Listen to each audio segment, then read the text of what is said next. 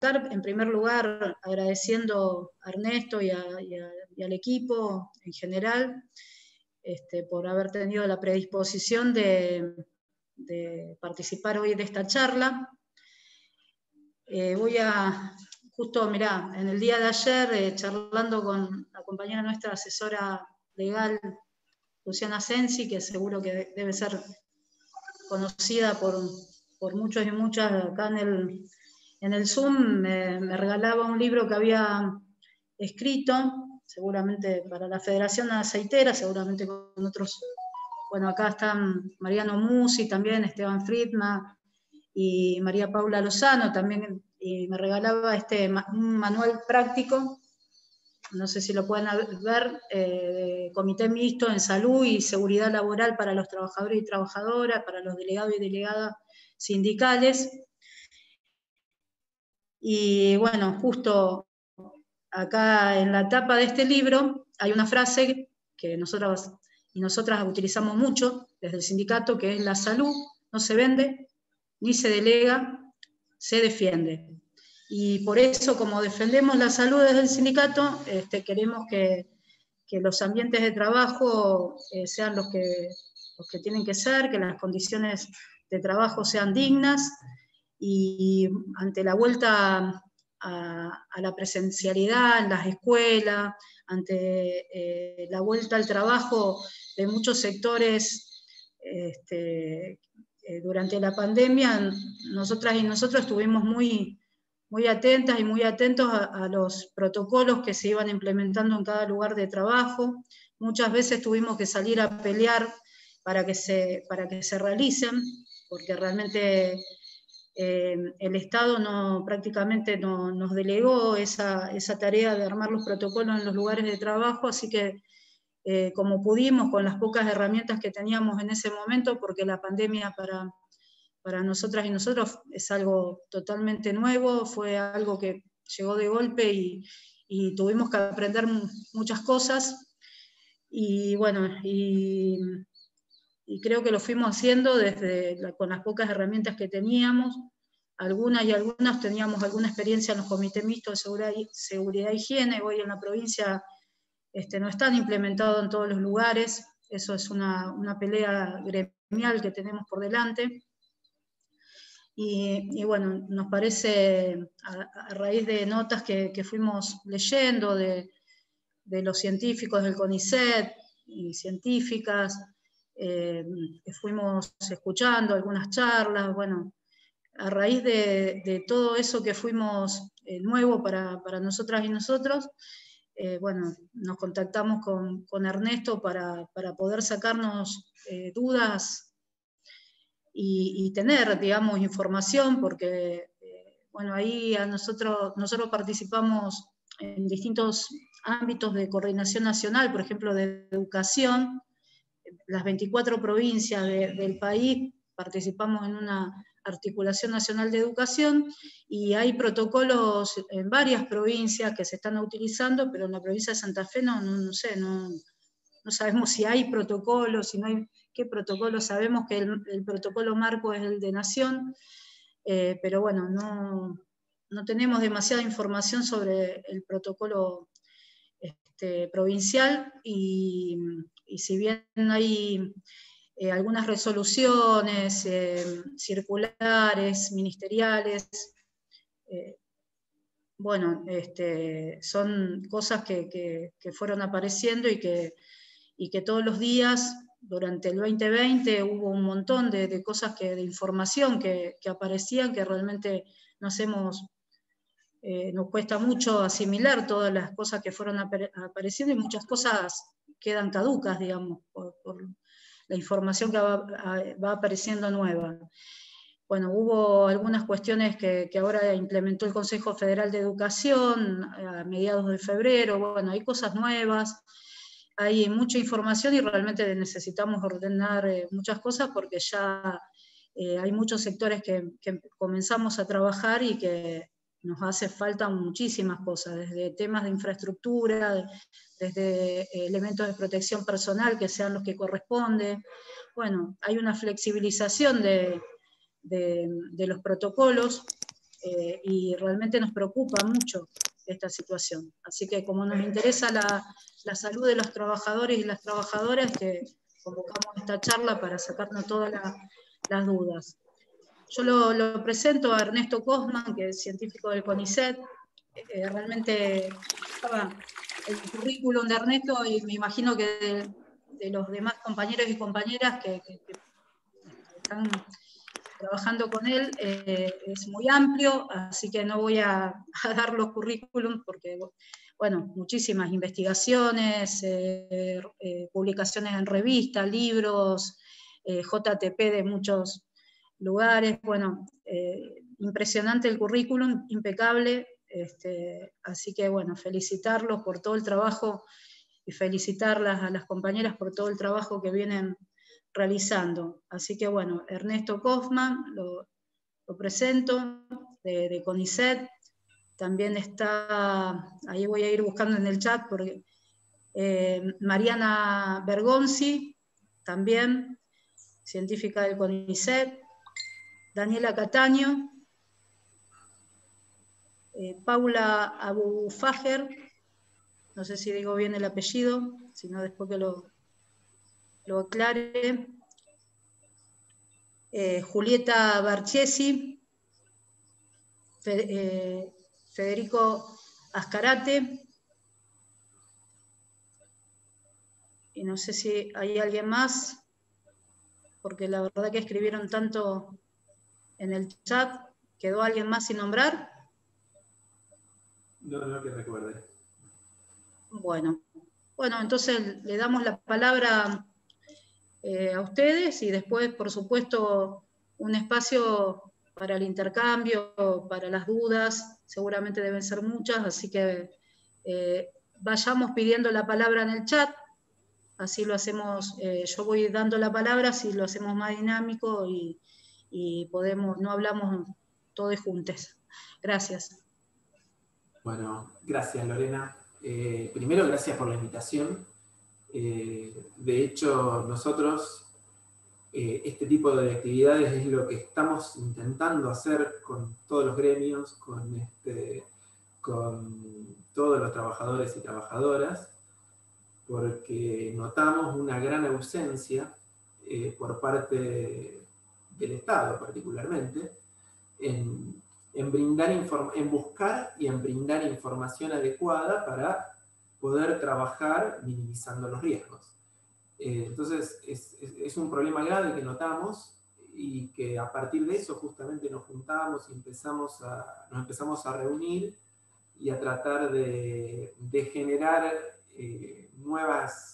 generar material de difusión, generar nuevas herramientas, notas periodísticas, para tratar de difundir las cosas nuevas que se saben sobre el virus y cuál sería la manera más correcta de cuidarse y cuidar a los demás. Así que bueno, vamos a tratar de hablar, vamos a hablar un ratito cada uno de nosotros, contando algunas cosas. Vamos a tratar de ser breves para tratar de dar el mayor tiempo posible al intercambio, que es lo que más nos interesa en realidad. Primero porque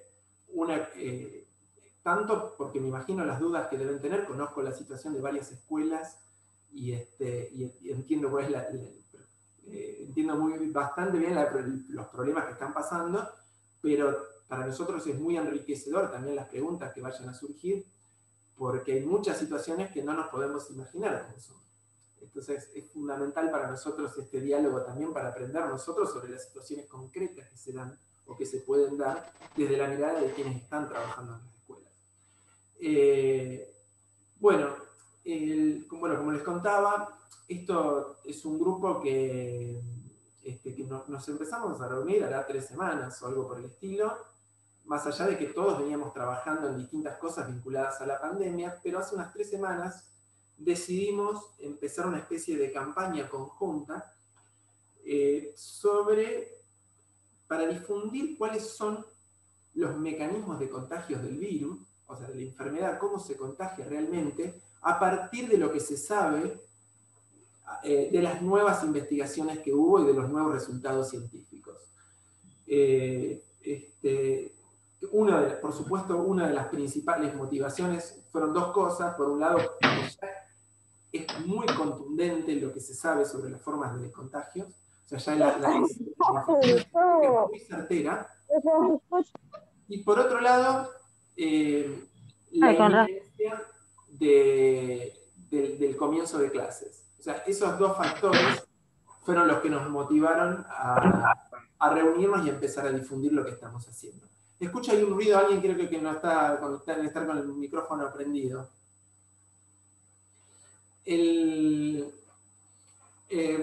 Bueno, ¿qué es lo nuevo que se sabe? Recordemos, cuando empezó la pandemia, allá por febrero, marzo, acá en la Argentina, no se sabía nada. O sea, la realidad era que en el mundo no se sabía cómo se transmitía. Era una enfermedad nueva. Entonces, de entrada, lo que se hizo fue una batería de recomendaciones generales, que sirven en principio para todo tipo de patógenos, así digamos, de virus, de bacterias, de hongos, de lo que fuera. O sea, se sabía que era un virus, se sabía cómo se llamaba, que era coronavirus, es un tipo de virus que existe ya, pero que antes solo provocaba una especie de resfrío común, y hoy esta es una variante mucho más contagiosa y mucho más, sobre todo, que puede tener consecuencias mucho más graves en la salud. Pero no se sabía cómo se transmitía muy bien. Entonces, se hicieron recomendaciones generales. Lo primero que se supuso era que había dos mecanismos de contagios. Uno era si una persona le tosía cerca de otra persona, y entonces eso le tiraba una gota que podía caer en una mucosa, o sea, en la boca, en la nariz, en los ojos. Eso como un mecanismo, ¿no? Y otro mecanismo era que, bueno, alguien tosía, caía una gota en una superficie, en una mesa, uno tocaba esa superficie contaminada, se llevaba la mano en la cara y así se contagiaba. Y esa idea inicial es la que nos quedó fijada a todos. Nosotros tenemos la idea que nos cae una gota encima, o tocamos una superficie contaminada y nos llevamos la mano a la cara y así nos contagiamos. Esa es la idea que nos quedó a todos sobre el mecanismo de contagio. Bueno, resulta que empezó a haber eventos donde no podía haber pasado ni una cosa ni la otra. Hay, por ejemplo, un caso famoso, es un grupo, un coro, ¿sí? Que estaban en un lugar cerrado, eran 60 personas, más o menos a 1 metro de distancia cada uno de la otra, había una persona enferma, esto pasó en Estados Unidos, pero sin síntomas, sin ningún síntoma, sin tos, sin fiebre, sin nada. En ese momento no tenía ningún síntoma, después, un par de días después empezó a tener síntomas esa persona, y de pronto 53 personas que habían estado en ese ensayo del coro se contagiaron. No había manera que le hayan caído las gotas esas a las 53 personas, ni que hayan tocado superficies, era imposible. Entonces lo que empezaron a ver los científicos era que no son las superficies, no son esas gotas grandes. Es otra cosa que el virus está en el aire, en gotitas mucho más chiquitas, que se llaman aerosoles. Son gotitas que son más chiquitas que el diámetro del pelo, más chiquitas que eso, o sea, son invisibles, pero las emitimos todo el tiempo. O sea, cuando estamos hablando, yo ahora seguramente estoy llenando este lugar de aerosoles, o sea, de esas gotitas, es como un vapor. O sea, que vieron cuando uno hace que sopla algo así como caliente con la garganta y que se empieza a empañar todo. Bueno, eso es básicamente, esas micro gotitas que van mojando todo y van quedando en el aire. Es algo muy parecido al humo, los aerosoles. Es como si estuviéramos exhalando humo, para hacernos una idea. Eso lo hacemos todo el tiempo, cuando hablamos, cuando respiramos. Por supuesto, cuando gritamos salen mucho más aerosoles que cuando hablamos despacito, ¿sí? Cuando cantamos salen mucho, si tosemos salen mucho más también, si estornudamos. Entonces, lo que digamos se fue demostrando cada vez más y quedó cada vez más evidente, ya este año la evidencia era imposible de ignorar, es que la gran mayoría de los contagios se dan por esos aerosoles, ¿no? Esas gotitas chiquititas que quedan en el aire. Entonces, o sea, no es la gota que cae, puede pasar, no es la superficie, puede pasar también. Uno podría tener la mala suerte de que le caiga una gota de alguien, ¿no? Alguien que tosió. Pero si te cae una gota, seguro que esos aerosoles ya inhalaste un montón de esos aerosoles, de esas microgotitas. O sea, eso, digamos, es para tener una idea. Y lo mismo, puede pasar que toquemos una superficie contaminada y nos llevemos la mano en la cara y eso podría producir un contagio. Pero es rarísimo, la probabilidad de que pase eso es muy baja comparada con la probabilidad que tenemos de respirar el mismo aire que está exhalando otra persona. Entonces, o sea, por eso tenemos que empezar a pensar distinto cómo, o sea, a partir de saber que esto se contagia de otra forma de la que pensábamos, tenemos que empezar a pensar que las medidas de protección que tenemos que tomar son diferentes. O sea, la pregunta es, bueno, ¿y cómo evitamos? O sea, el problema más grande es evitar respirar lo que está exhalando otra persona. Es algo muy similar la idea a pensar que la persona contagiada está fumando. Está fumando un cigarrillo. ¿Cómo hacemos para no aspirar el humo que está fumando esa persona?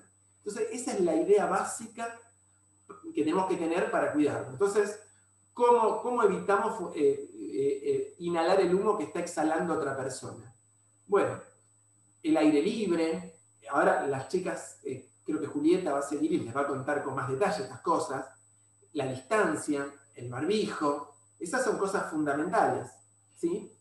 Entonces, tenemos que pensar, digamos, la idea principal es pensar esto como que es algo que se transmite por el aire a través de las microgotitas que estamos exhalando y todo el tiempo, al hablar, al respirar, y que esas gotitas además tienen, como son tan chiquitas, ¿sí? Tienen la capacidad de quedar flotando en el aire. O sea, no caen inmediatamente como una gota grande, sino que pueden quedar minutos o incluso horas, si el ambiente, sobre todo en un ambiente interior, que no está bien ventilado. Entonces, eso, digamos, es más o menos lo nuevo que se sabe, que ya está totalmente demostrado por la ciencia, es en lo que se están basando los protocolos y las recomendaciones que se van adaptando en muchos países ya, y es algo que acá todavía no está incorporado, y mucho menos en el protocolo marco que nombraba Lorena, ¿por qué no está incorporado? Primero porque ese protocolo se redactó, tiene fecha del 2 de julio del año pasado. Ahí no se sabía esto de los aerosoles. Entonces ese protocolo está hecho para evitar que la gente se contagie tocando superficies. Que sabemos ahora que eso es muy improbable que pase de todas maneras.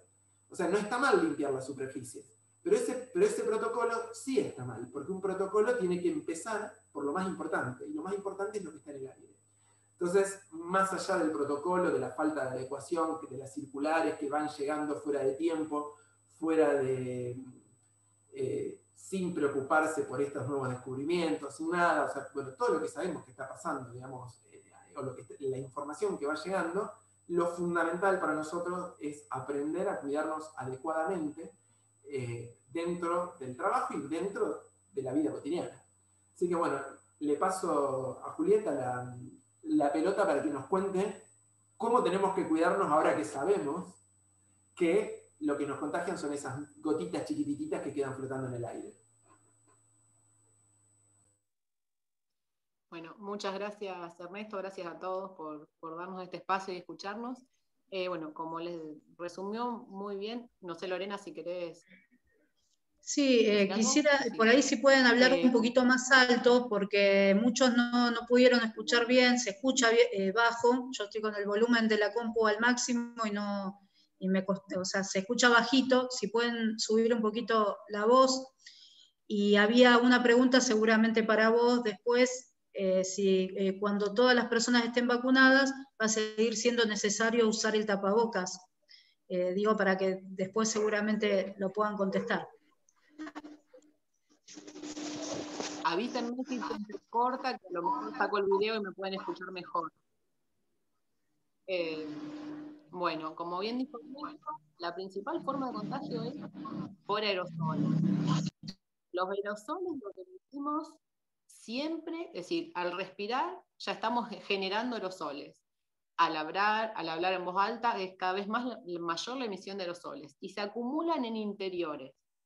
Entonces, es muy importante que si estamos en un lugar que no tiene ventilación y compartiendo el lugar con gente que no es nuestro círculo íntimo, con los que convivimos todos los días, es esencial tener siempre el barbijo puesto y un barbijo que cubra bien mentón, boca y nariz y que cierre bien todo, que no queden huecos. Porque los primeros barbijos que teníamos se bajaban, incluso uno ve en televisión frecuentemente gente con la nariz afuera porque se los llamaba tapabocas, y a la gente le quedó en la mente esa imagen de que es para tapar la boca para no expulsar gotas. Y no, el virus puede entrar por la nariz también, entonces, y a la vez exhalamos aerosoles por la nariz. Así que el barbijo todo el tiempo tiene que cerrar boca y nariz, y que no queden huecos en este sector. Vienen barbijos que se pueden ajustar, o incluso se le pueden agregar ganchitos o clips que aprieten esta zona. El barbijo puede ser casero, no hace falta que sea barbijo quirúrgico, ni muy costoso. Tiene que tener 2 o 3 capas de tela, y lo principal es que cierre bien. Y, como decía Ernesto, los aerosoles que pueden potencialmente tener partículas infectivas, si alguno de los presentes está infectado, permanece por lo menos 3 o 4 horas en el lugar, digamos. O sea que uno, por ejemplo, en la escuela, si va al baño o a la cocina y está solo, dice, me saco el barbijo, total acá no hay nadie. No se puede hacer eso, porque uno no sabe quién estuvo antes. Y el barbijo disminuye la emisión de aerosoles, pero no los bloquea por completo. Es decir, son todas medidas que uno tiene que sumar para protegerse. El riesgo de contagio cero, lamentablemente, no existe. Hay gente que son súper contagiadoras, que no se sabe por qué, y hay otra gente que, por suerte, contagia poco. También se ha visto casos que hay gente que casi no contagia, pero uno tiene que asumir que hay partículas infectivas en el ambiente y no puede saber si el que estuvo antes emitió partículas infectivas o no. Entonces siempre, aunque esté solo, tiene que tener el barbijo en lugares cerrados. Es esencial ventilar. Estos aerosoles se van más rápido del lugar si el lugar está abierto. Si las ventanas están abiertas, se recomienda una ventilación continua, cruzada, es decir, ventanas opuestas o ventanas y puertas opuestas todo el tiempo. No hace falta que esté 100% la ventana abierta, puede ser un porcentaje determinado. Estamos recomendando actualmente, es lo que se vio en Europa y están empezando a utilizar en Estados Unidos, medidores de niveles de dióxido de carbono. Hay unos aparatitos sencillos, portátiles, eso es importante, que no son tan costosos. En Rosario hay alumnos de ingeniería que están produciendo, también se pueden conseguir en otros lugares, que salen alrededor desde 20.000 pesos y podrían adquirirse uno por escuela o la idea es que se pueden compartir, es decir, uno no tiene que tener, lo ideal es tener siempre uno por salón, eso sería lo ideal. Pero bueno, considerando las limitaciones económicas, uno podría hacer una medida inicial de los niveles de dióxido de un aula determinada o un salón determinado, principalmente aquellos que uno sabe que tienen poca posibilidad de abrir ventanas. Hay colegios, la mayoría de los colegios tienen ventanas y se pueden abrir, pero hay otros que no. Son detectores de dióxido de carbono, sensores de dióxido de carbono. Si uno lo busca en internet, hay muchas descripciones. Los de los chicos es Ventilemos, Ernesto, sí. Ventilemos.com, si no estoy confundido, en la página, es detector de CO2, usan un sensor de infrarrojo, se llama, ese es el método, porque hay otros métodos.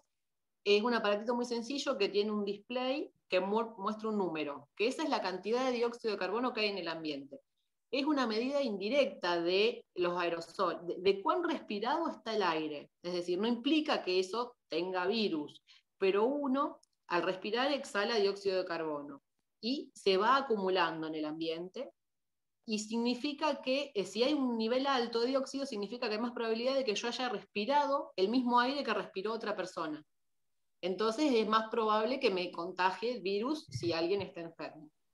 Como les decía, el barbijo frena un porcentaje, por eso es una suma de factores. Hay que usar barbijo y hay que ventilar. Es lo más importante, digamos, son las dos cosas. Y bueno, la mayor cantidad de actividades que se pueden hacer al aire libre, obviamente es recomendado. En las escuelas, sí, bueno, sí pueden estar los chicos en el recreo o reuniones, si tienen que, por ejemplo, un problema es la merienda o el descanso de los porteros, del personal, del colegio. Lo ideal es que no se encierren en la cocina a merendar o a tomar algo, porque se tienen que sacar barbijos y ahí van a estar generando aerosoles y van a estar intercambiando el aire que respiran. Aunque esté abierta la ventana, van a estar cerca. Entonces, en ese caso habría que tratar de ventilar al máximo y si es posible hacer en exteriores, en el patio, debería ser lo ideal. Eso es justo lo que pregunta. Si tienen que comer en el trabajo, lo ideal es hacerlo en un lugar muy abierto. Si es en el patio, genial. Hay veces que las condiciones climáticas no lo van a permitir. Si no, turnarse para no estar todos juntos. Es decir, que haya pocas personas en el lugar, pero que esté muy ventilado. Y bueno, otra cosa es que las máscaras de plástico y de acrílico no protegen contra este tipo de contagio. Ustedes imagínense, como dijo Ernesto, que es como un humo de cigarrillo. Si yo me pongo la máscara, va a entrar, tarde o temprano, va a entrar y lo voy a respirar. Igual que esos cubrementones que venden ahora muy chiquititos, eso no sirve absolutamente de nada. Es decir, uno termina respirando el mismo aire que la otra persona que está en el lugar. Después, bueno, respecto a las vacunas que consultaban, sí, va por este año, no puedo decir por cuánto tiempo, pero por los próximos meses hay que seguir usando barbijo porque la vacuna, la gente tarda en generar anticuerpos y se ha visto que, digamos, la vacunación te da inmunidad, pero vos te podés contagiar el virus y lo podés seguir contagiando a otras personas, pero lo que te disminuye es la probabilidad de tener una enfermedad grave. Lo más probable es que si estás vacunado sí te pase como un resfrío a vos, te agarre muy leve, pero vos podés contagiar a otro. Entonces la idea del barbijo y de ventilar es cortar la transmisión, disminuir la transmisión del virus y de que se siga pasando de persona a persona. Los ventiladores se pueden usar, muchos recomiendan que la corriente de aire no sea muy fuerte y que no apunte directamente a la gente. Está bueno que haya movimiento de aire. Muchos recomiendan ponerlo en la ventana, si son de pie, en la ventana o en las puertas para entrar aire fresco. Lo importante de ventilar es eso, que venga aire nuevo al interior del salón. Entonces es útil, pero habría que apuntar a los pies, por ejemplo, de la persona, que no le dé a la cara, porque digamos, no es lo ideal tampoco. Los aires acondicionados también se pueden usar, pero hay que tener la ventana abierta, es decir, el consumo energético va a ser alto. Ese es el detalle, que no hace mal el aire acondicionado, lo que hace mal es cerrar la habitación. Uno puede prenderlo, pero tener ventilación exterior. Los aires no ingresan, ni los aires de ventana ingresan aire desde el exterior. Se pueden utilizar filtros adecuados que se llaman EPA o MERV, que son los filtros de sistemas de refrigeración central, pero en Argentina creo que muy pocos lugares los tienen, no sé ni los hospitales creo que lo tienen actualmente. Los barbijos de CONICET sí son muy buenos, tienen doble capa, la tela es buena, cierran bien, se pueden utilizar. No sé, Marina o Ernesto, si me faltó algo. No sé, Daniela, si vos querías comentar algunas cosas más también, que estás más en los ámbitos escolares, en los edificios, las cuestiones edilicias y todo eso. Hola, sí. Buenas tardes. Muchas gracias por la invitación. Y yo por ahí resaltar algunas cosas desde lo estrictamente espacial, digamos. Esto que decían Julieta y Ernesto de privilegiar y usar estrictamente los lugares que tengan ventilación natural, que estén todo el tiempo posible las puertas y las ventanas abiertas. La mayoría de las aulas tienen ventilación cruzada, esto es, puertas y ventanas enfrentadas, entonces eso es lo que favorece la generación de corriente de aire. Hay muchas escuelas en que algunas ventanas son como muy difíciles de abrir, o sea, quizás eso, el trabajar en que pueda generarse, cumplirse efectivamente esta generación de corriente de aire. Lo que decía Julieta, de privilegiar el uso de los espacios abiertos, del uso de los patios, del uso de las galerías, pensar que los chicos y las chicas van a volver a la escuela, no van a volver solamente a las aulas, y pensar quizás que esta es una oportunidad para pensar que todos los espacios de la escuela son espacios de aprendizaje. Entonces quizás empezar a pensar en conjunto todos los espacios que también pueden usarse. ¿Para qué? Para disminuir la densidad de personas por espacio. A lo mejor esta posibilidad de que algunos niños y niñas estén en la biblioteca, estén en el Zoom, estén en las galerías.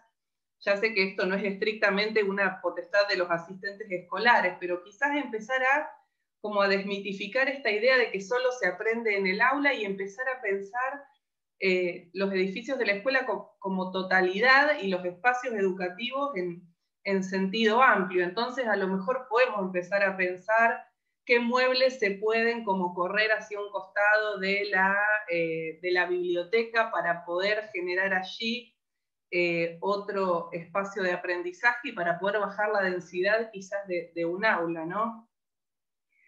Eso, básicamente, en relación a lo estrictamente espacial, y hacer todo lo que se pueda al aire libre y, diríamos, como el no uso de espacios que no tengan ventilación natural o donde la ventilación natural no esté garantizada. Eso quería agregar. Respondo a unas preguntitas que leí recién. Sí, estufa en invierno se puede usar, es lo mismo que el aire, es decir, abriendo algo, abriendo la ventana también. Vamos a tener que, los chicos van a tener que acostumbrarse a ir, chicos y docentes y todo el personal, a ir más abrigado a la escuela, porque la idea es que en invierno no se cierre todo, el frío no enferma. Ese es un concepto que quedó en la sociedad, todo el mundo. Yo hasta hace poco creo que también lo tenía, que te agarrás un frío y te enfermas por el frío. No, si no hay virus o no hay bacteria, el frío solo no te enferma. O sea, abriguémonos bien en invierno y es mejor estar con la ventana un poco abierta ante que todo cerrado y compartiendo el mismo aire. Los pulverizadores y desinfectantes de ambiente no los recomiendan, dice que a la larga terminan siendo más tóxicos para la persona y es más fácil abrir las ventanas o poner extractores en algunos lugares que sea más complicado, o poner ventiladores que renueven el aire y cambien el aire del ambiente. Sí, y no, desinfectar, obviamente, la limpieza general siempre ayuda y es buena no solo para el coronavirus, sino para prevenir otras enfermedades. La higiene hay que mantener. No es esencial estar todo el tiempo lavándose las manos o todo el tiempo lavando el piso, porque no es la principal forma. Por los ojos sí se ha visto que puede entrar el virus. El tapabocas con válvula, estoy leyendo, no lo recomiendan, porque es para médicos, no es necesario, es costoso, y mal usado no es, digamos, puede ser contraproducente. No, además... respecto a los ojos... No, ojo que además los tapabocas con válvula tienen el problema de que no filtran el aire que sale.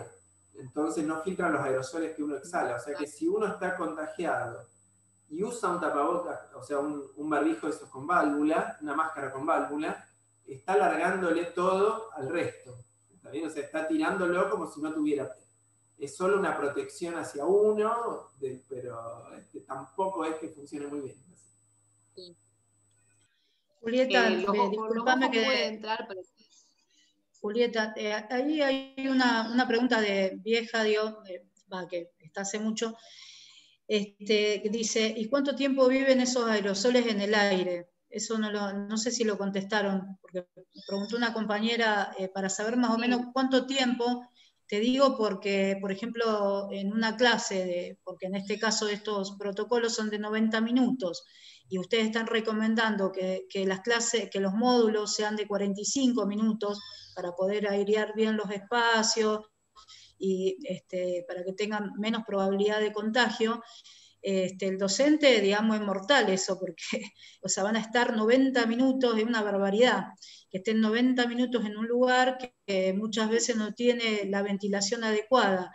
Pero en el caso de un asistente escolar, que después que se van todo el recreo, tiene que entrar para limpiar, también es, bueno, ¿cuánto tiempo para poder que duren, digamos, en el aire ese aerosol? ¿Cuánto tiempo pasa? El virus puede estar varias horas, es decir, los aerosoles infectivos pueden durar mínimo 3 horas, dicen. Puede durar más incluso. No hasta el otro día. O sea, cuando yo llego a la mañana, no va a haber virus del día anterior flotando en el aire. Tienen que dejarse, si todos se dejan el barbijo puesto todo el tiempo, la emisión de aerosoles es mucho menor. Entonces ya va a haber menos nivel de virus en el ambiente, y si los asistentes no están tanto tiempo en cada aula, y a su vez las ventanas estuvieron abiertas, no existiría casi, es decir, no podemos hablar de riesgo cero, pero el riesgo sería muy bajo. El riesgo es muy bajo. Si los módulos son de 45, es mejor que si son de 90. Pero si son de 90 y la ventana estuvo abierta siempre y la gente siempre usó barbijo, podemos estar relativamente tranquilos, priorizando ventilación y barbijo, como les decía antes. La entrada del virus por los ojos se pueden usar, si es necesario, si considera. Completo, Julieta, una cosa, ahí quiero reforzar una cosa, ¿no? El hecho de que los aerosoles estén tanto tiempo implica que cuando una persona, cuando se van los chicos, se va el docente y entra la persona que va a limpiar, ¿sí? Los aerosoles van a estar ahí.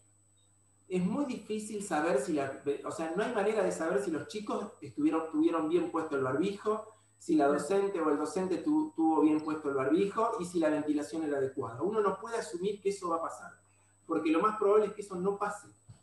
O sea, siempre uno tiene que partir de la asunción de no creer que las cosas están pasando de manera ideal, porque la realidad ya sabemos que es muy diferente de la teoría, digamos. Entonces, uno tiene que entrar al aula con la idea de que ahí puede haber habido una persona infectada y que puede...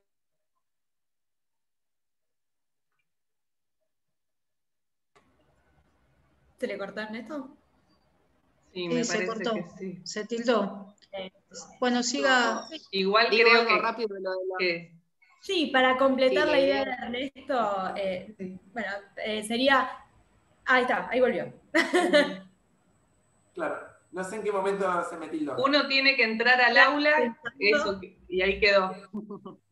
Claro, hay que entrar al aula pensando que puede haber una persona que no usó bien el barbijo, que la ventilación no fue la correcta. O sea que hay que entrar con el barbijo puesto, bien puesto, y no pensar que porque uno está solo en el aula no hay riesgo. O sea, justamente están esas gotitas. Digamos, eso es lo más importante a tener en cuenta al momento de entrar. Y por supuesto, si no está todo bien abierto, abrir inmediatamente todo. Puertas, ventanas, todo lo que se pueda abrir, abrirlo en el momento. ¿Está bien? O sea, eso es lo crucial, digamos, es lo primero que uno tendría que hacer. Asegurarse de tener bien puesto el barbijo y abrir todo lo que no estuviera abierto. Eso es más importante que limpiar cualquier superficie, que el trapo, que esto, que lo otro. O sea, esa debería ser la recomendación número 1 del protocolo. Eso, o sea, ese es el punto esencial. La ventilación natural. Claro, y para completar, que no sé si lo nombramos en algún momento, el tema del distanciamiento también es súper importante, porque si por algún motivo tenemos que compartir, no sé, una habitación, por lo que sea, siempre eso, además de la ventilación natural constante y del barbijo bien colocado, siempre que estemos distanciados de la otra persona, también vamos a disminuir las probabilidades de contagio, porque esos aerosoles, al principio, uno apenas los emite, quedan flotando cerca de uno, digamos. Con el tiempo sí, con el tiempo ya se pueden dispersar por la habitación, pero cuando uno está con otra persona, si está lejos, es como que también está lejos de esos aerosoles en un momento inicial, sobre todo. O sea que también tener súper en cuenta tratar de mantener el distanciamiento lo más que uno pueda. Y algo que creo que tampoco comentamos, que lo habíamos dicho antes, en el caso de que uno se quiera tomar un pequeño descanso, o de que tenga la necesidad muy grande por algún motivo, que por supuesto hay que tratar de evitarlo, pero si llegado el caso de querer sacarse el barbijo por necesidad de aire o lo que sea, nunca hacerlo en un ambiente cerrado, sino que llegado a ese caso, a ese momento, tratar de hacerlo en el patio solo, lo más alejado posible, en un lugar súper abierto. Obviamente nunca es recomendable sacarse el barbijo, pero bueno, llegado a ese caso, nunca hacerlo en una habitación cerrada, sino que bueno, intentar hacerlo al aire libre lo más lejos de todo el mundo. No sé si... Sí, recién preguntaban la de la limpieza del piso, sí, digamos, esas recomendaciones siguen estando y son importantes. Hay que lavar el piso todos los días con lavandina. Lo que no recomiendan por ahí tanto es eso que hay fumigaciones, pulverizaciones constantes de las superficies, aparte del lavado de piso. En algunos protocolos de Buenos Aires, no sé si acá se hace, recomendaban a los docentes o a los asistentes cambiarse la ropa antes de entrar a un lugar determinado o no poner pertenencias personales. Eso no sería necesario. Es decir, la ropa no es riesgo, esa ropa, si uno viene con ropa de afuera o vuelve a su casa con la ropa de trabajo. Eso podría ser si tuviéramos todos vestuarios. Si tuviéramos todos vestuarios en los lugares de trabajo, podríamos hacer eso de cambiarnos la ropa, pero lamentablemente no existe esa posibilidad. De todas formas, o sea, es lo que estamos justamente diciendo, no es que hay que abandonar, digamos, este tema de que la superficie, la ropa, pero la probabilidad de contagiarse por tocar algo, una ropa, por una cosa contaminada, una superficie, eso es bastante baja. Por eso, o sea, es como que las recomendaciones son siempre limpiar todo, porque hay preguntas si hay que limpiar todo con lavandina, bueno, lo que decían, limpiar todo, hacer todo eso, bueno, sí, si sobra tiempo, o sea, si hay tiempo, hacerlo, pero primero asegurarse que esté todo bien ventilado, porque es por el aire por donde se contagia. No se descarta que pueda haber otro mecanismo. No, y justo ahí había una pregunta sobre los ventiladores de techo, que si las escuelas que tienen ventiladores de techo. Los ventiladores de techo, sí, o sea, lo importante, otra vez, si está todo abierto, los ventiladores de techo ayudan, de hecho, a que dispersar. Que se mejore el aire y se vaya más rápidamente del ambiente. O sea, ayudan a dispersar esos aerosoles, ¿no? Esas gotitas. O sea, no hay ninguna recomendación en contra de los ventiladores. No, lo del calzado de los niños no es esencial desinfectarlo, digamos. No, es muy, como dice Ernesto, muy poco probable que uno se contagie de esa forma. Por calzado, es decir, mal contaminado. Respecto al contagio por los ojos, si uno se pone en estricto, se podría usar gafas, pero gafas que cierren bien, o sea, para que no entre el aire, tiene que ser. Es muy incómodo para trabajar, no lo están recomendando. Lo que tiene que saber es que una gafa común solo va a proteger de las gotitas y no de los aerosoles. O sea, los médicos que sí lo necesitan usan antiparras. Una cosa, un detalle sobre eso. O sea, ¿cómo es el contagio con esas microgoticas, con esos aerosoles? O sea, el contagio a través de los aerosoles, eso sí ya no es por los ojos, sería una rareza. ¿Cómo ocurre? Uno aspira los aerosoles, o sea, y los inhala cuando respira, y entran directamente a las vías respiratorias. O sea, esa es la infección realmente que ocurre normalmente. Y que explica por qué esto afecta esencialmente las vías respiratorias. Uno lo aspira y ya está, directamente van... cuanto más chiquitas son, aparte de las gotitas, más profundo entran dentro de las vías respiratorias. Entonces, esa es la infección. Que pueda existir eso por los ojos, otra vez, puede existir, no es lo común. Entonces, o sea, toda medida puede sumar un poco, pero no es realmente necesario, o sea, lo de los zapatos, lo de los anteojos, o sea, hay montones de cosas que pueden sumar, pero muy poquito, y hay que ver si eso que suman no terminan restando en comodidad. O sea, si uno tiene, otra vez, esto es otra cosa, otro punto esencial que tendría que tenerse en cuenta en los protocolos. Si a uno le dan 100 recomendaciones, sacate los zapatos, cambiate la ropa, desinfectar la superficie, desinfectar la ropa, ponete anteojos, ponete máscara, ponete otro, te mareas y terminás no haciendo nada. O sea, uno no le puede dar 100 recomendaciones a la gente.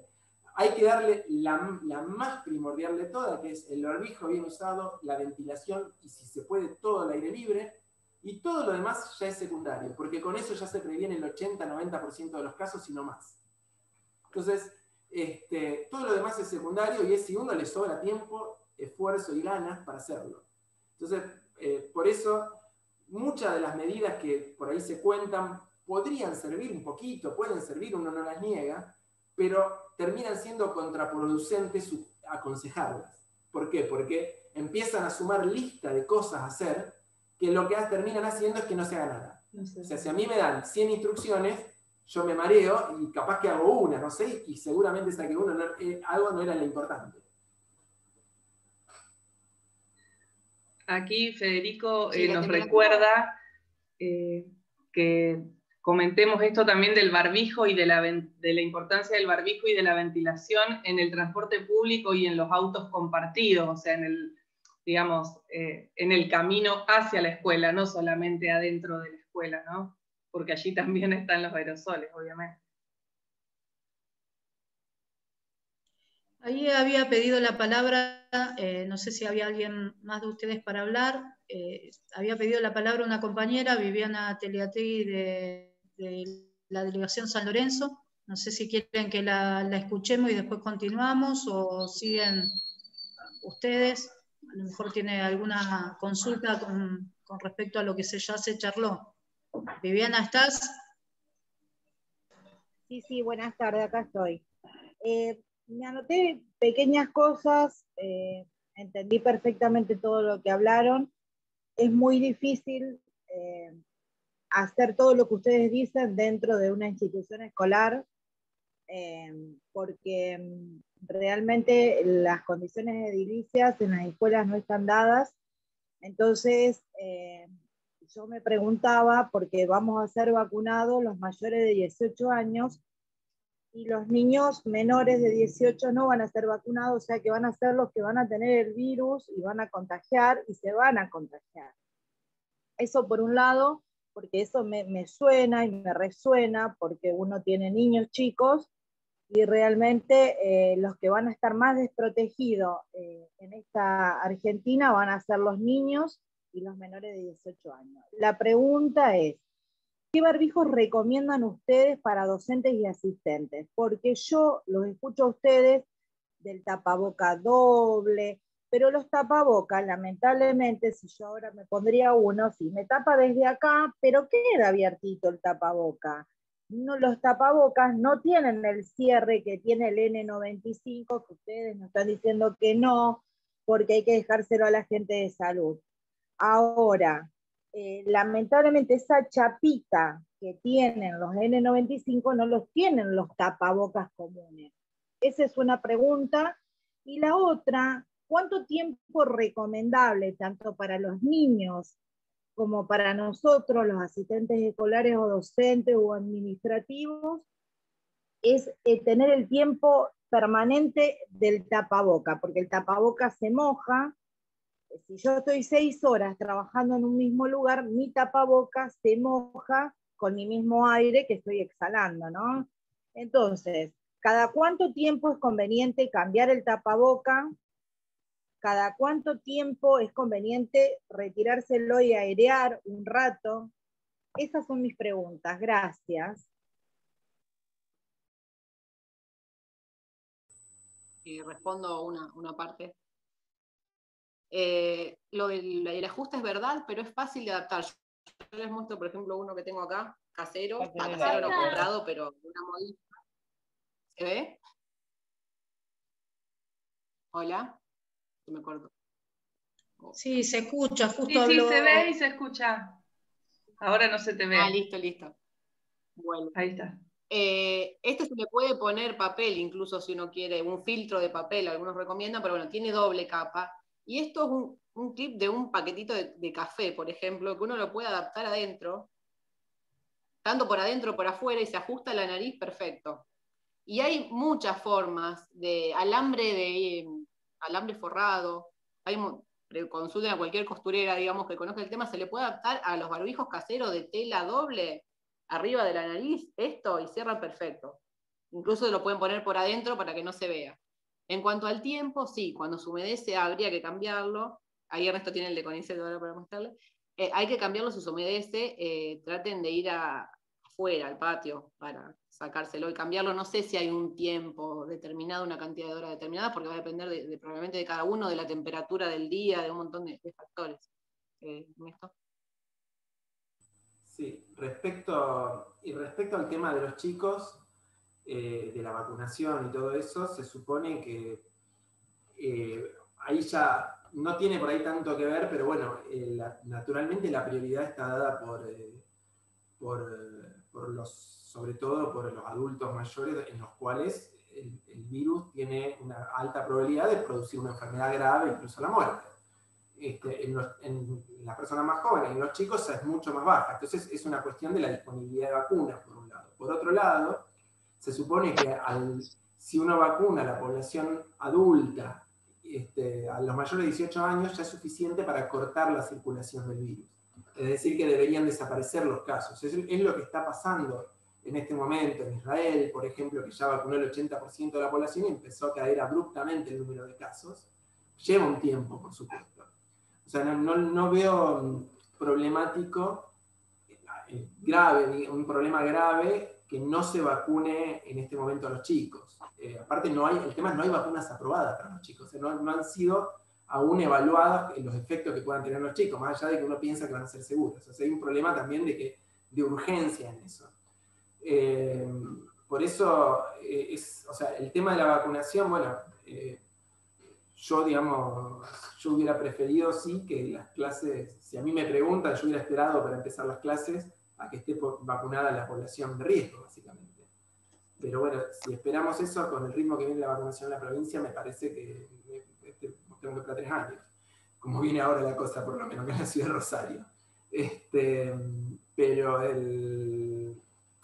digamos, bueno, lo que nosotros estamos tratando de hacer acá no es fijar una posición sobre eso, porque tenemos distintas opiniones, incluso entre nosotros, y posiblemente yo tampoco tengo claro, porque no sé qué va a pasar, o sea, no sé cuál es el riesgo, cuál no lo puedo evaluar. Lo que hacemos es tratar de dar información para que se puedan minimizar los riesgos de contagio. O sea, ese es un poquito nuestro rol, es tratar de dar toda la información que podamos para que se minimicen al máximo los riesgos en las instituciones. O sea, no está en nosotros decidir, digamos, ni si es correcto o no es correcto que empiecen las clases.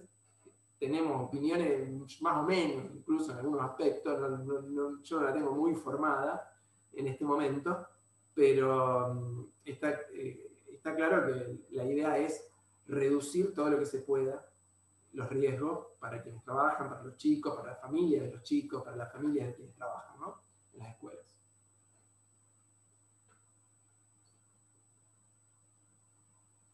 Bien, ahí preguntaban también si las embarazadas se pueden vacunar.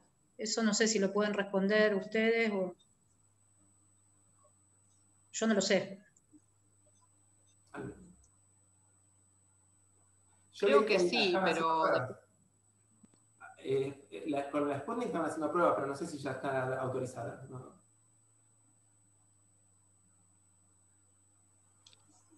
Y acá hay otra pregunta que dice si es necesario que apenas entren a la escuela o a cualquier lugar, que es lo que se está haciendo, se tome la fiebre y se coloque el alcohol en las manos.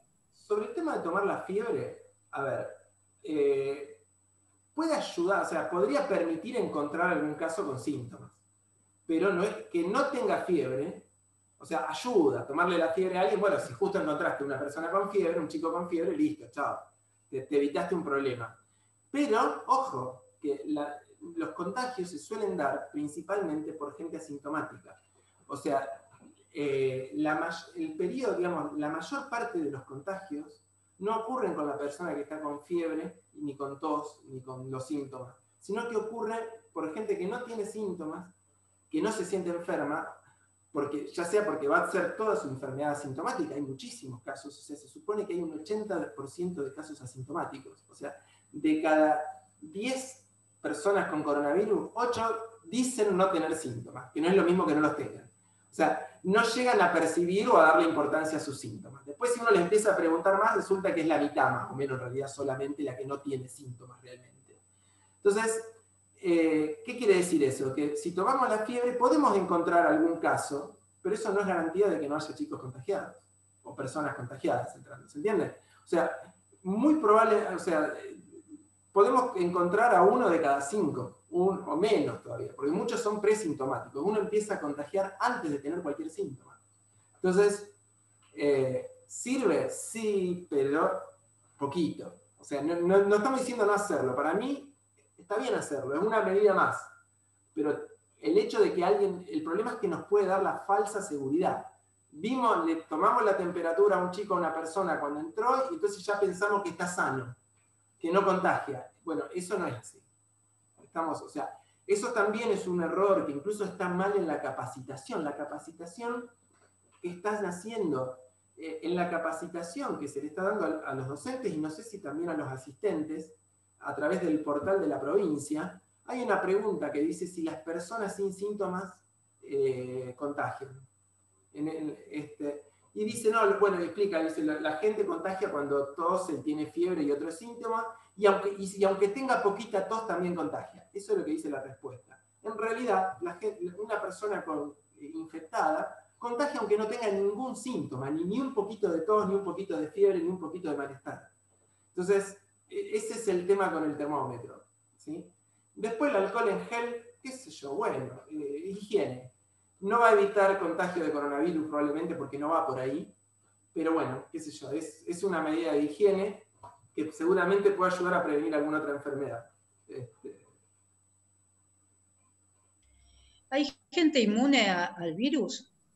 ¿Puede haber gente que no se contagia nunca con este virus? Bueno, mucha gente... Se sospecha que sí.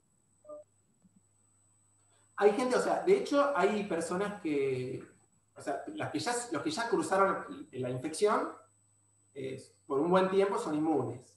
Muchos de ellos, no todos, pero una buena cantidad de gente.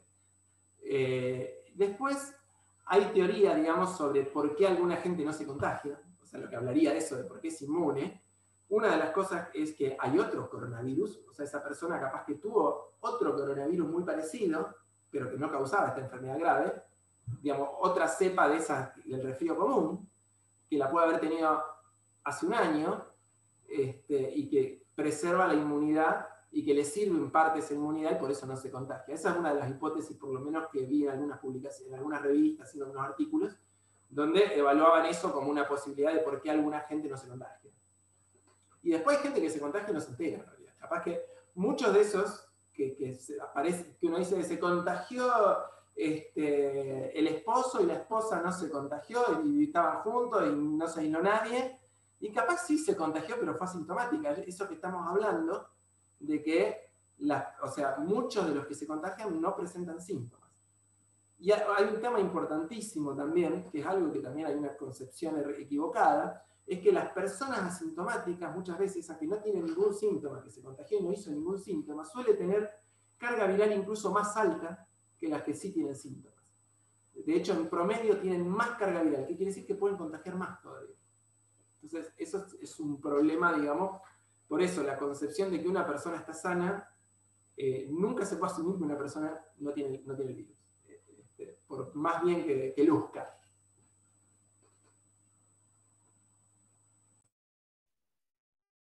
Y los anticuerpos, si no duran eternamente, todavía no se sabe cuántos meses.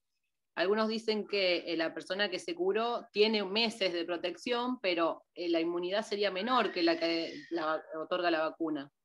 Respecto a lo que preguntaban de los embarazos, no consulten, creo que todavía no está permitida embarazadas la vacuna.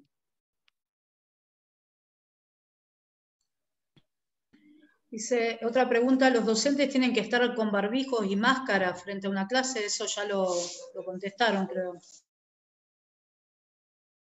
Sí, la máscara no sería necesaria, no sé si lo exigen en el protocolo. Con barbijo, un buen barbijo es suficiente.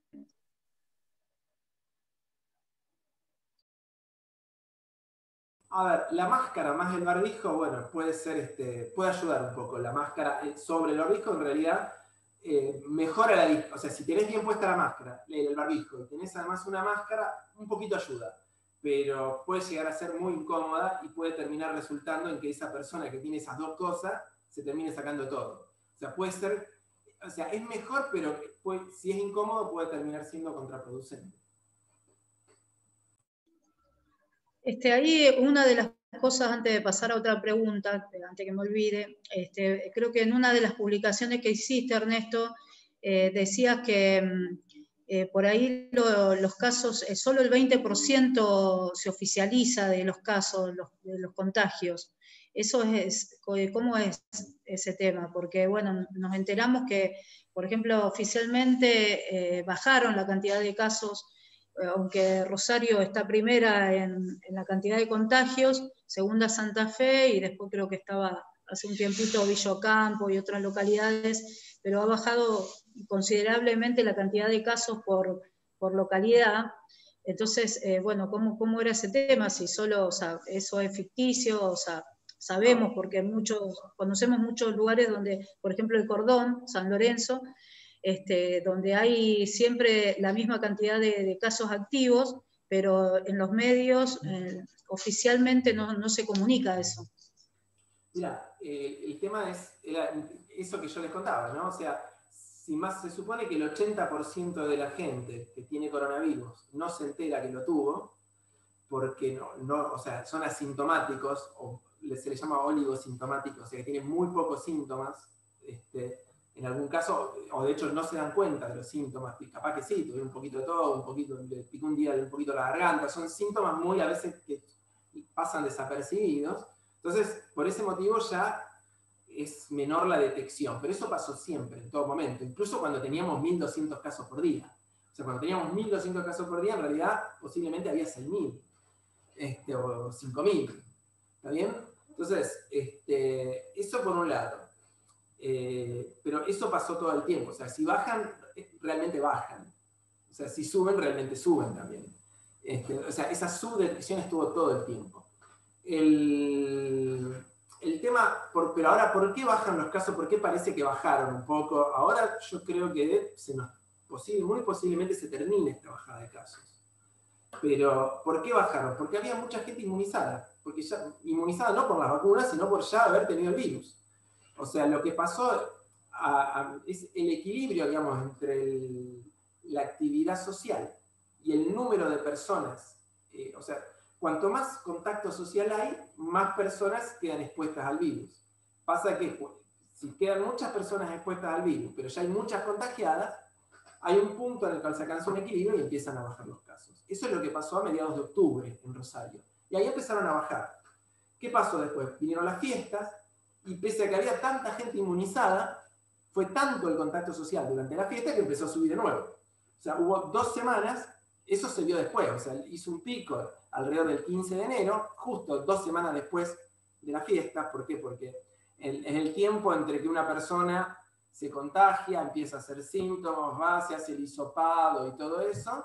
Entonces, ahí se hizo, digamos, lleva 2 semanas desde que realmente tiene el contagio hasta que se reporta como un caso, aproximadamente. Bueno, y eso después empezó a bajar de nuevo. ¿Por qué? Porque ya no tenemos, ya desde principios de enero, ya no hay el mismo contacto social que hubo durante los días de la fiesta. Ahora, ¿qué podría cambiar eso? O sea, ¿qué podríamos esperar de acá en adelante? Bueno, si nada cambiara, deberíamos seguir bajando el número de contagios. O sea, ¿por qué? Porque cada vez hay más gente contagiada, y si todo sigue igual, cada vez habría más gente inmunizada. Sin embargo, puede empezar a pasar lo que contaba Julieta, que la inmunidad no dure tanto. Podría pasar también que empiece a haber más actividad, más contacto social. El comienzo de las clases presenciales es un factor determinante que puede hacer que aumenten nuevamente los contagios. ¿Por qué? Porque es una parte de la población que todavía no estuvo expuesta al virus. Es como leña seca, digamos, para el virus. Si no, se toman las medidas de precaución adecuadas. Y hay otro problema que sí es más preocupante para mí, que es que hay variantes, particularmente hay una variante de Brasil, del Amazonas, una mutación que hizo el coronavirus, y que para la cual la inmunidad de quienes se contagiaron ya con la cepa clásica no les sirve contra esta nueva cepa. Entonces, esa cepa ya se encontró en Argentina. Si eso se propaga, posiblemente es como empezar de nuevo, salvo que con la vacuna se pueda avanzar a un ritmo más interesante, ¿no? que el actual, que me parece que el actual es muy insuficiente acá en Rosario, sobre todo. Acá la familia Saavedra pregunta: el que se contagió de COVID y no llegó a hospitalizarse porque no se le agravó, COVID, ¿se puede volver a contagiar y puede llegar a estar grave?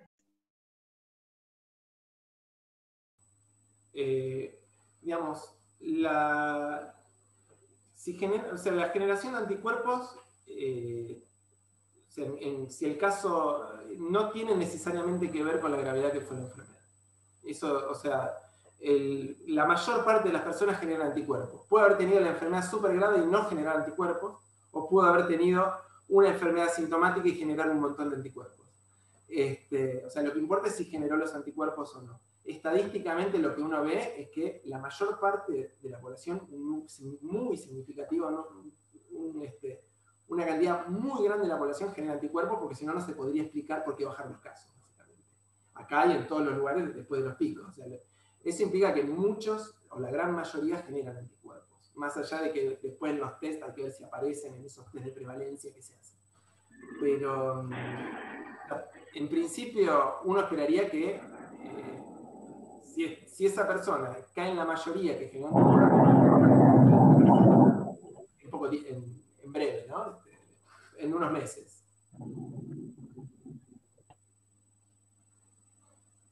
Sí, hay un compañero, Esteban Pablo, que por favor apague el micrófono.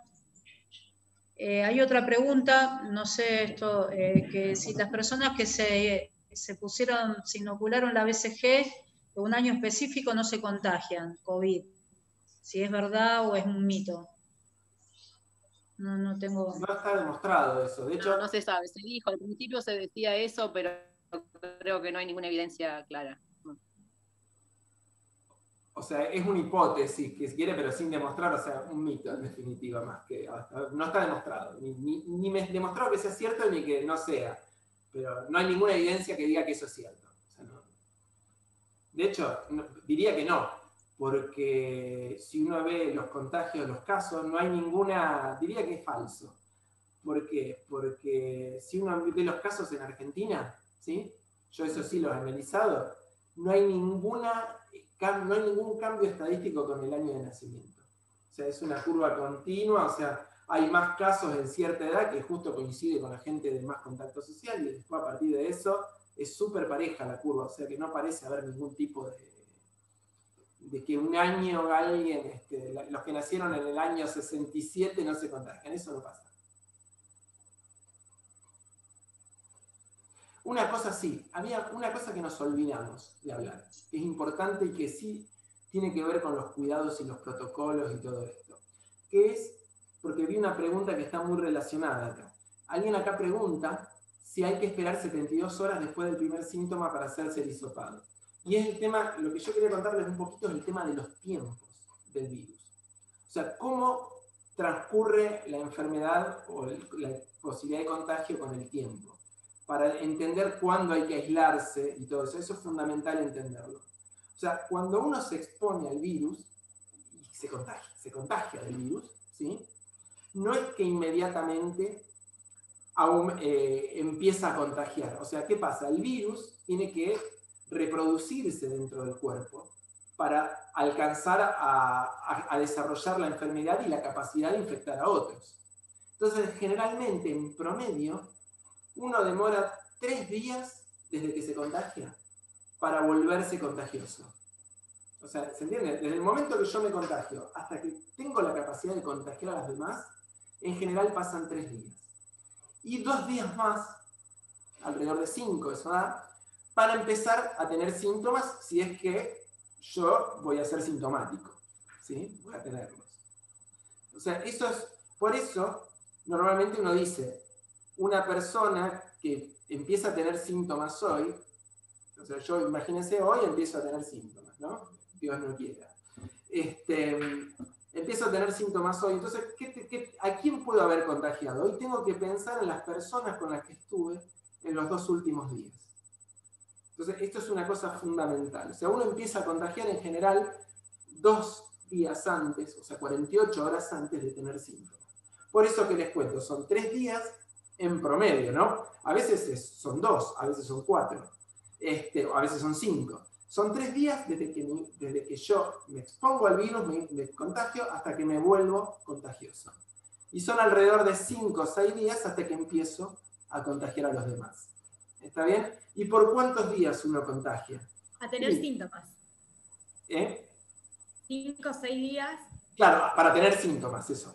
Son 5 días, o sea, 5 días para tener síntomas, 3 días para volverme contagioso. ¿Está bien? O sea, el día 3... ¡Basta! Perdón, tenemos ahí un... Y a partir, ¿y hasta cuándo contagio? Bueno, se supone más o menos que son 2 semanas desde el momento en el cual me contagié yo. O sea, 1 semana, si se quiere, después, perdón, 10 días después de tener los síntomas. Por eso son más o menos las medidas que se toman de aislamiento y demás. Entonces, eso es cosas importantes para tener en cuenta, ¿no? Para pensar, bueno, con quién uno estuvo, cómo cuidarse, o sea, cómo...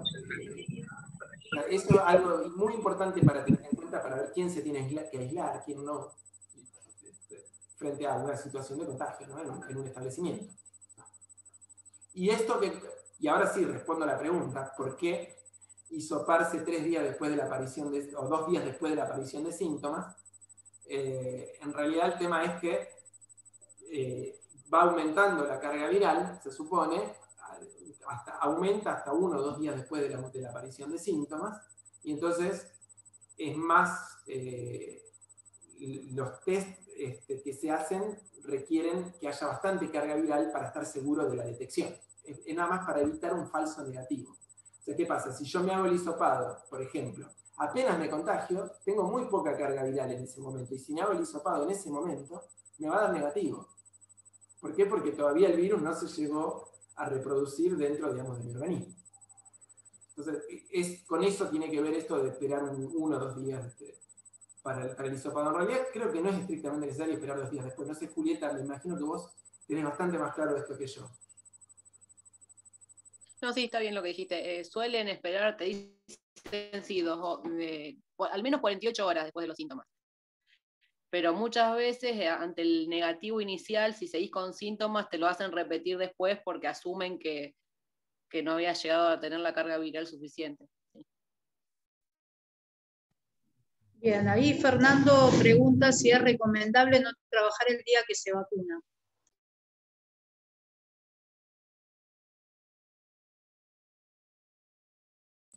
Mirá, no creo que haya ninguna contraindicación. Salvo que algunas personas le dan unas líneas de fiebre. Si uno se siente mal, puede ser, pero si no. Tengo entendido que por lo menos a los docentes y a las docentes les dan el día para ir a vacunarse.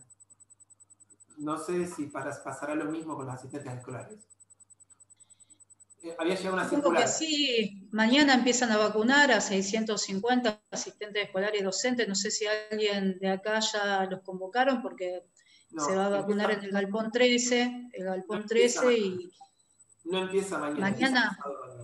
Pasado. Lorena, ya que estamos, te comento que si van a poner 600 vacunas por día, les va a llevar 4 meses vacunar. Es una locura. Un año vacunándonos. Tienen muchísimas, si vacunan sábados, y eso se aplican vacunas sábado y domingo. ¿Se entiende? O sea, es una locura lo que está haciendo, le digo porque para mí es un tema gremial a tomar. O sea, le dijeron van a vacunarnos, sí, pero a ese ritmo es lo mismo que no vacunen, digamos, prácticamente. Tienen que exigir que sea por lo menos el doble, porque las vacunas las tienen. O sea, a la provincia de Santa Fe le llegaron 37.800 vacunas.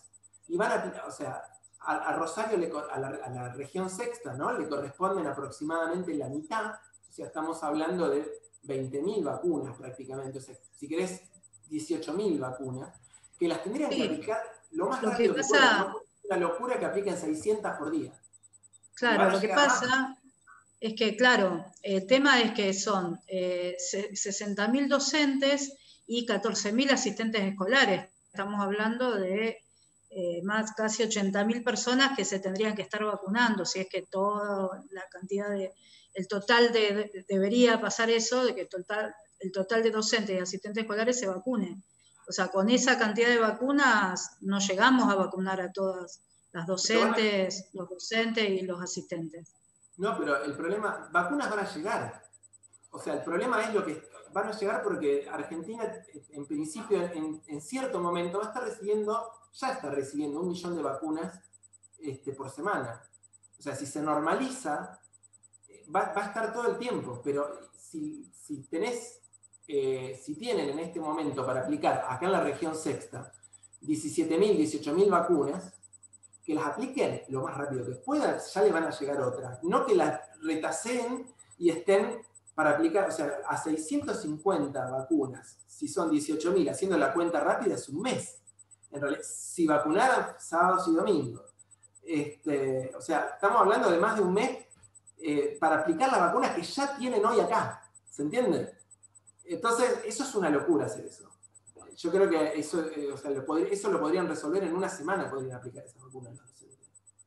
Y después que pidan más, y se acaba, bueno, pero la idea es que la gente esté vacunada lo antes posible. O sea, no. Por supuesto. Ahí hay una pregunta que dice, ¿todas las vacunas dan la misma inmunidad y la inmunidad tiene la misma duración? Yo quería, de paso, que tiene que ver con esta pregunta, porque la doctora Uboldi hizo circular un audio donde decía que la vacuna china tiene un 72% de eficacia comprobada, y después escucho que la Sputnik tiene un 93% de efectividad. Entonces, es como que, bueno, me gustaría saber eso, cómo es el tema ese, porque si no, tendríamos que vacunarnos todos con la que mayor efectividad tiene. Entonces, ¿eso cómo lo ven ustedes? ¿Si es así realmente como dicen o no? Mira, las dos vacunas, tanto la Sinopharm, que es la que estarían aplicando la China, ¿no? Como la Sputnik, tienen 100% de efectividad contra enfermedad grave. O sea, es decir, las dos, en ninguna, digamos, en todos los ensayos que se hicieron, ninguna persona vacunada, ni con esa vacuna china, ni con la rusa, tuvo una enfermedad grave. O sea, ninguna persona tuvo que ser hospitalizada por contagiarse posteriormente de COVID. Ahora, las dos son 100% efectivas para la enfermedad grave. O sea, queda la posibilidad de una enfermedad leve. O sea, contagiarse el coronavirus, pero que termine siendo un resfrío. Bueno, para eso, la Sputnik tiene un 91.7% de eficacia, casi un 92%. ¿Qué quiere decir el 92% de eficacia? Que si yo tomo 100 personas que no tomaron, que se hayan contagiado, si le doy a 100 personas la vacuna y a 100 personas no se la doy, y esas 100 personas hacen lo mismo y las 100 personas que no tenían la vacuna se contagiaron, de la Sputnik voy a encontrar que solo 8 se contagiaron. Esa es más o menos, digamos, la forma de evaluar la eficacia.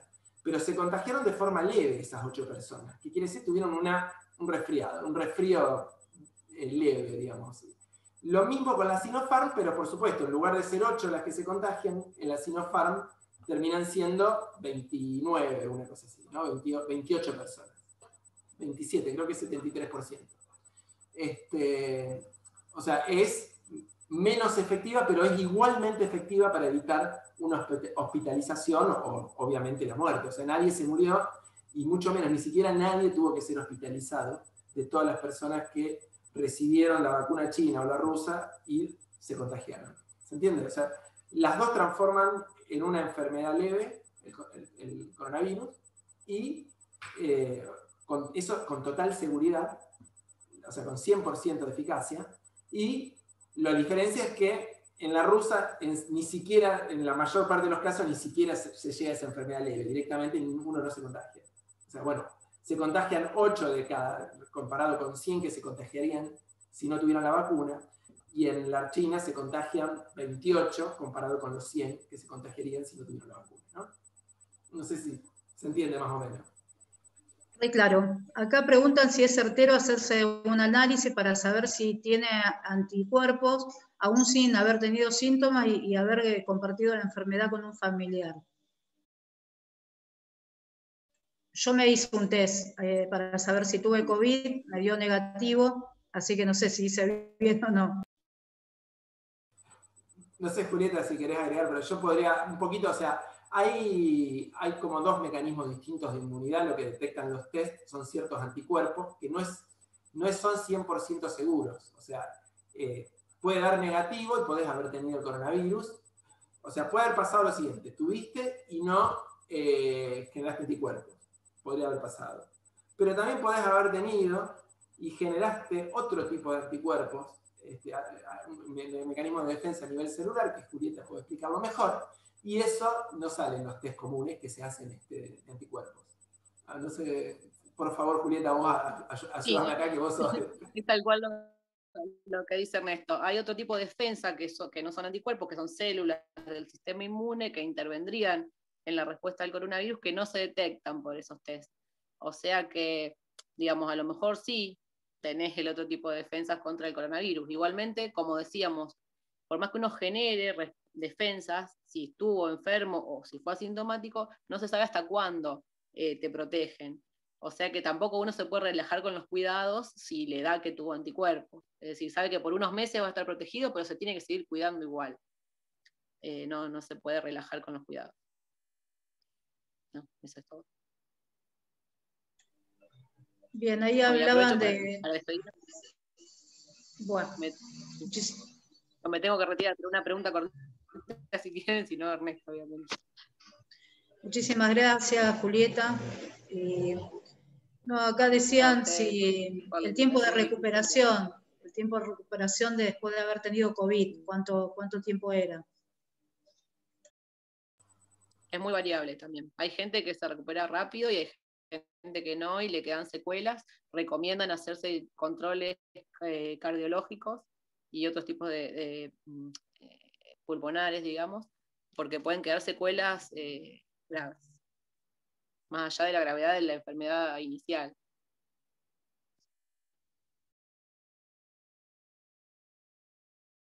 Bien, muchas gracias, Julieta.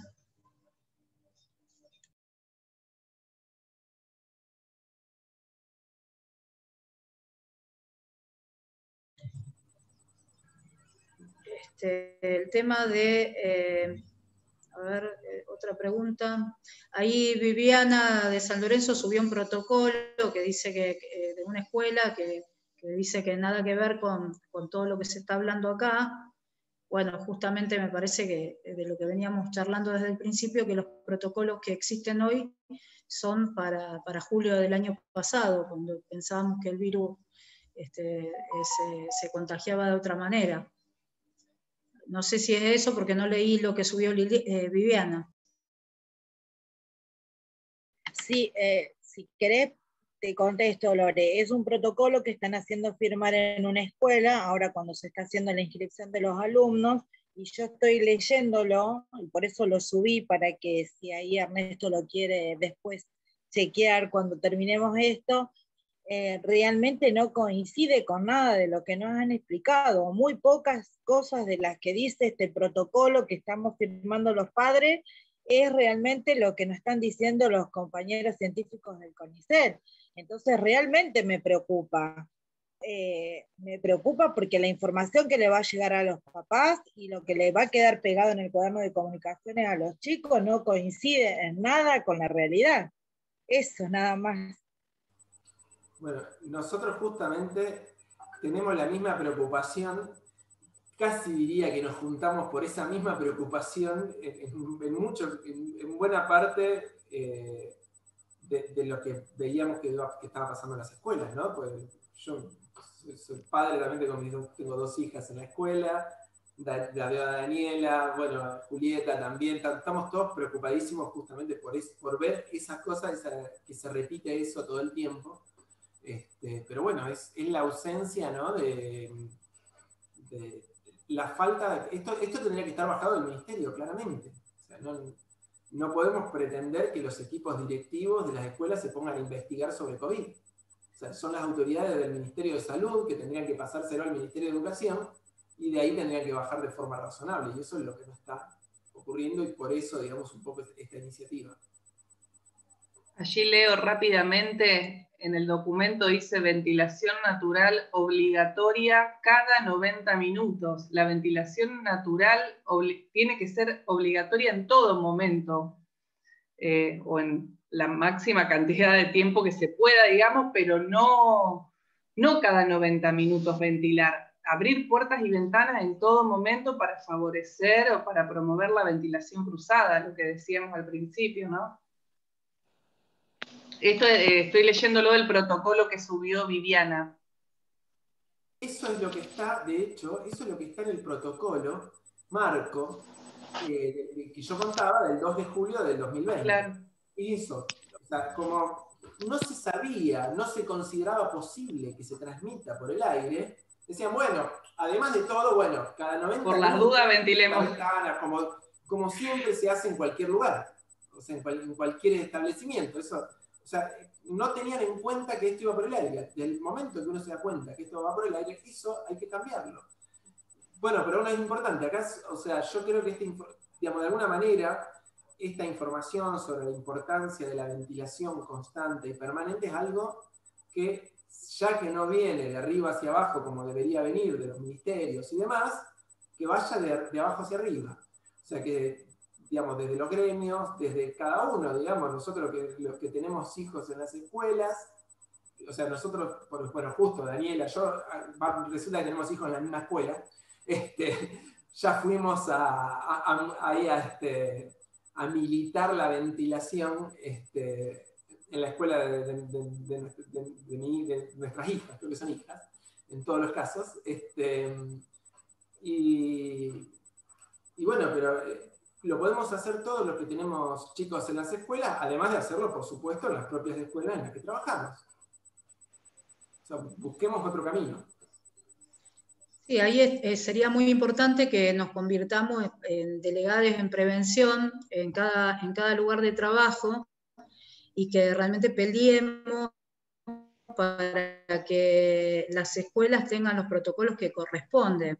Porque realmente también, yo no culpo de esto a los directivos, porque realmente le han bajado líneas sobre los protocolos y cada escuela, como pudo, lo fue resolviendo. Nosotros hicimos un protocolo hace el año pasado, que ahí las compañeras de San Lorenzo habían hecho como una especie de guía para que tengan las compañeras y compañeros en los lugares de trabajo. No decimos protocolo porque los protocolos son los que se utilizan, son los oficiales, pero sí una especie de guía con lo que nosotros trabajamos y nos parecía que tenía que ser en ese momento. Entonces creo que hoy es el momento de poder llevar adelante ese trabajo y por eso nosotras y nosotros necesitamos de estas herramientas que ustedes nos están brindando para poder llevarlo adelante.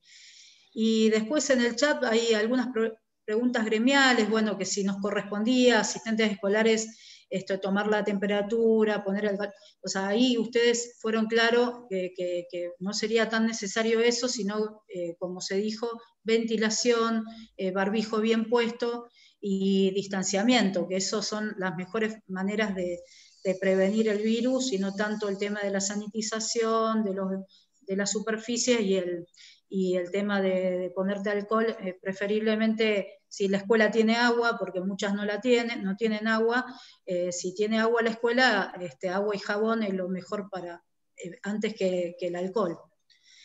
Y después acá hay un tema de la ART, o sea, nosotros no tenemos ART, nosotros tenemos un auto seguro de riesgo de trabajo, que es la DIPAR, en la provincia, y a nivel nacional y a nivel provincial se pudo dar que el COVID sea reconocido como enfermedad profesional.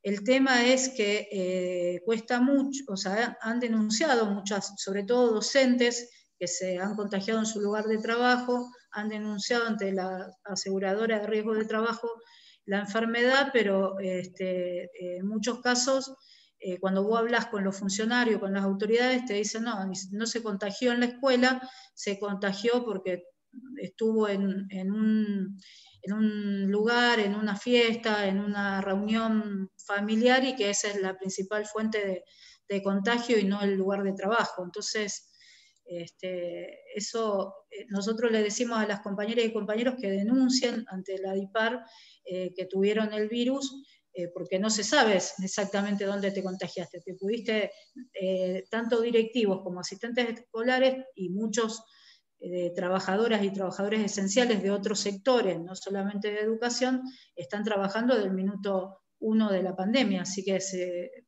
pudieron haber contagiado en el lugar de trabajo como en otro lugar. Es muy difícil determinar eso. Entonces, bueno, eso lleva a que la DIPAR no reconozca muchas veces la enfermedad, y eso es un tema gremial que hay que abordar.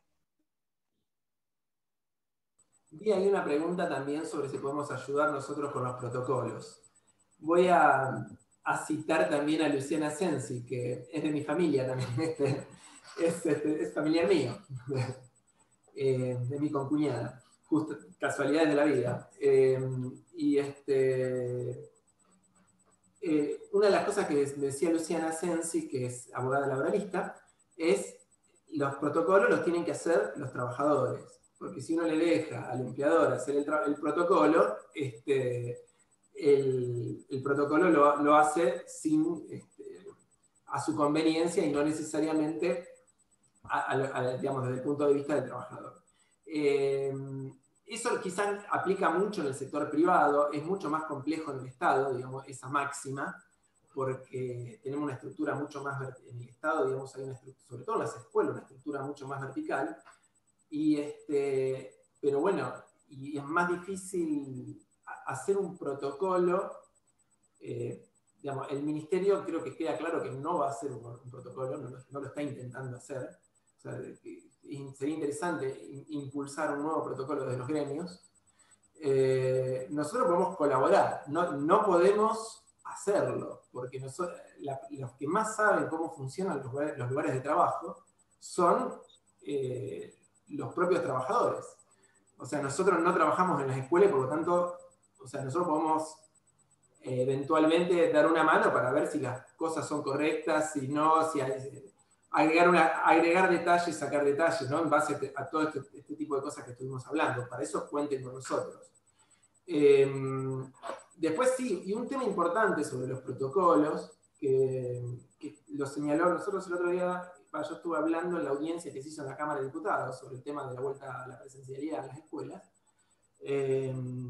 y en la misma exposición habló Andrea Ugoldi, donde decía que los protocolos no pueden nunca abarcar todas las situaciones posibles. O sea, si uno hace un protocolo muy rígido que piense en todas las situaciones posibles, se transforma en algo inaplicable. Uno no puede usar el mismo protocolo en una escuela de 1000 alumnos en la ciudad de Rosario que en una escuela de 50 alumnos, en una escuela rural de 50 alumnos. O sea, son realidades absolutamente diferentes, situaciones sanitarias completamente diferentes. Entonces no se puede hacer un protocolo así general con todos los detalles. Lo que es esencial es la formación y la información correcta y la formación correcta. O sea, si uno sabe cómo es el mecanismo de contagio y cuáles son las medidas de prevención adecuadas, así el protocolo sea una porquería, uno puede cuidarse correctamente, digamos. Dentro, por supuesto, lo ideal sería, por supuesto, que el protocolo parta de lo que es fundamental y demás, pero ningún protocolo puede reemplazar la información y la formación correcta, digamos, de los trabajadores. Bueno, ahí más o menos creo que han contestado todas las preguntas. Así que no sé si quieren, si quedó algo que a ustedes les parezca que hay que remarcar, que es importante para el cierre. La última pregunta que había ahí era sobre el invierno y la ventilación, creo que ya habíamos hablado. Sí. Hay que ventilar igual en invierno, hay que ir abrigado y ventilar. O sea, ¿por qué los contagios aumentan en invierno en este tipo de enfermedades? No es estacional, ojo, esto no es un virus estacional, no es que en verano no existe, y no, de hecho, en verano también hay contagios. Aumenta en invierno por la falta de ventilación. Uno en invierno tiende a cerrar la ventana, prender la estufa y encerrarse, ¿no? Eso es lo que hay que evitar. O sea, vamos a tener que prender las estufas, abrir las puertas de ventana y abrigarnos. Eso vamos a tener que hacer en invierno. O sea, no... qué sé yo, quizás haya que pensar en ese momento que si hace mucho frío suspender clases, o sea, bueno, hay cosas que evidentemente va a haber que pensar llegado el momento y viendo también cómo es la situación sanitaria, pero no se puede sacrificar nunca la ventilación porque sea muy baja la temperatura. No sé, ¿algo más? No, me parece que ya más o menos se han respondido todas las preguntas. No sé si las otras compañeras quieren decir algo. Daniela, bueno, ahí Rocío se retiró, Julieta también. Y si no, si les parece, bueno, damos por finalizado. ¿Hay alguna otra pregunta? No, ahí se están despidiendo las compañeras y, bueno, agradeciendo, por supuesto, a los expositores por la charla. Bueno, no sé, comentarles, así en general a los compañeros hubo, creo que más de 120 compañeros y compañeras que se conectaron durante toda la charla. Es difícil la conectividad, sobre todo en las escuelas, con alumnos y alumnas, también para los asistentes escolares y otros compañeros y compañeras, poder conectarse. Así que, bueno, decirles que nosotros el día jueves tenemos una reunión con el ministro Trota, por el tema de la vuelta a la presencialidad. Si bien muchas y muchos de nosotros y nosotras ya empezamos a trabajar, y bueno, cuando empezamos nos encontramos con muchas situaciones que, bueno, esto que mencionamos durante toda la charla. Así que, bueno, ahí vamos a elaborar un informe sobre la situación de la provincia de Santa Fe, porque si tenemos la oportunidad vamos a exponer en general sobre la provincia de Santa Fe. Así que, bueno, todos estos elementos, todas estas herramientas nos van a servir también para poder dar este informe, y que va a contener, por supuesto, el tema de los protocolos, el tema también salarial, que es uno de los temas que también nos importa, porque hasta ahora no tuvimos un ofrecimiento salarial para estatales de la provincia de Santa Fe. Sí, la paritaria docente, y en la provincia todavía no hay ofrecimiento para docentes, así que, bueno, son varias cosas que le vamos, si podemos, nos dejan plantearle al ministro. Así que, bueno, agradecerles la predisposición. Nosotros también, desde el sindicato, nos ofrecemos para cualquier cosa que se necesite, difundir el trabajo que ustedes están realizando, bueno, a disposición con ustedes. Y, bueno, agradecer profundamente a todas las compañeras y compañeros científicos que para nosotros, bueno, también es una lucha que tengan las condiciones de trabajo que necesitan, que haya más presupuesto para la ciencia y tecnología, para que pueda haber más compañeras y compañeros como ustedes que nos brinden esta información. Así que muchas gracias. Gracias. Muchas gracias a ustedes. Sí, gracias a ustedes también. Aclaro que yo soy afiliado de ATE también, así que... Sí, yo también. Somos de ATE CONICET. Sí, somos ATE CONICET. Buenísimo. Sí. Ahí tenemos nuestro permanente con las compañeras, y el viernes también hay una importante presentación de un libro que se va a hacer ahí en el almacén de las 3 ecologías. Así que, bueno, ya ahí vamos a estar difundiendo también compañeros de CONICET de Buenos Aires que vienen a dar la charla. Así que, bueno, por supuesto vamos a apoyar todas esas iniciativas de ATE. Así que muchísimas gracias. Bueno, ahí damos por finalizado. Bueno, no sé, el administrador, si tiene un tiempo para la desconexión. También agradecerle a Carlos, porque está en Salta, porque su papá tiene COVID y está lamentablemente muy mal. Él está como administrador, que tuvo predisposición, a pesar del tema familiar, de poder haber... nos dio una mano con esta charla. Así que gracias, Carlos. Bueno, gracias a ustedes. Nos vemos pronto. Hasta luego. Adiós. Nos vemos. Chao, gracias. Chao. Adiós. Chao. Chao.